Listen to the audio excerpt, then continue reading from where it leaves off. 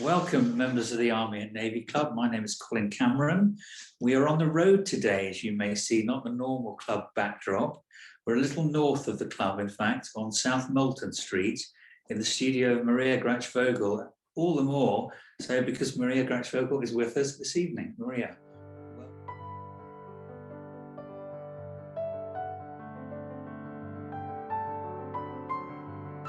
Now, this evening is inspired by a piece of writing that Maria did called Lessons from Grandma, which is a little bit about the way in which we treat clothes and fashion differently to the way that past generations might have done. Can you explain the essence of Lessons from Grandma? Well, I think it started for me with, there's been a huge amount of conversation around sustainability in the fashion industry. And more and more, I kept thinking that the real kind of, I suppose, the essence and root of all of this sustainability conversation is not so much just about fabric and whether something's organic cotton or not. And I'm not saying that that's not important, but it's the volume of clothes that are now being produced. And if I go back to, I suppose, when I very first started to now, and how the industry has shifted and changed through that time, it started to all make kind of sense to me. And one morning I just sort of woke up and typed and wrote this coming out of my head. It's where it came from a place of... We have it here. It's literally lessons. Lessons from grandma. Homework.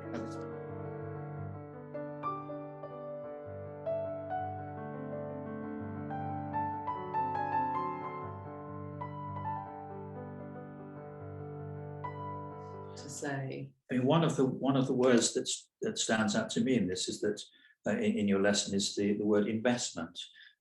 When people talk about clothes, they talk about buying clothes, whereas I think you've talked about investing time in them, which is what you do, and then people see it as something that they would invest in, with it having a significant life. Yes, and I think that was a certain mentality that certainly existed when I was growing up. And, you know, I was always brought up with that notion that you should buy the best that you can afford, that if something needed repairing, you would repair it. The stitch in time saves 9 sort of motto from my mum and my grandma, that you would treasure your pieces, that you would be buying not just for one season to throw it away or change it for something else, but you would buy it because I love this and I want it and I want to enjoy it and it will bring me joy and it will make me feel good about myself. And I think that my joy and creativity comes from that place of, I want pieces that I can't find anywhere else because I want those pieces to bring me a certain amount of joy when I wear them. And I don't want to throw them away then after 6 months or a year just because they're not fashion anymore. I buy for me, for my life, for my wardrobe. And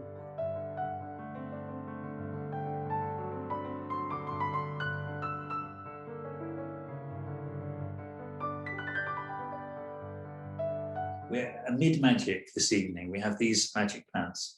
How did they come to pass? Well, they came to pass because I found it really difficult to buy a pair of trousers that I found flattering to my body.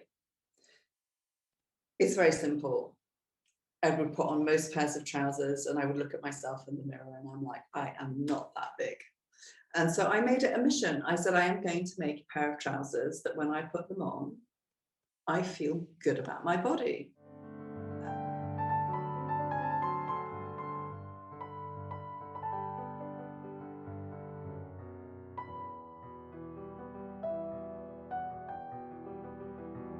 The reason I started making clothes, let's say going back even further, going back to when I was sort of, I don't know, 10, 11, 12, when I started cutting and sewing, was because I had this whole, you know, I couldn't find clothes that I liked that made me feel good about myself. And I realized that if something was cut beautifully, when you put it on, it had a different feeling about it and it made you feel differently about yourself, your body. So I realized through cut and fit, you could sculpt the body in a different way, make you taller, slimmer, give you that sort of degree of confidence.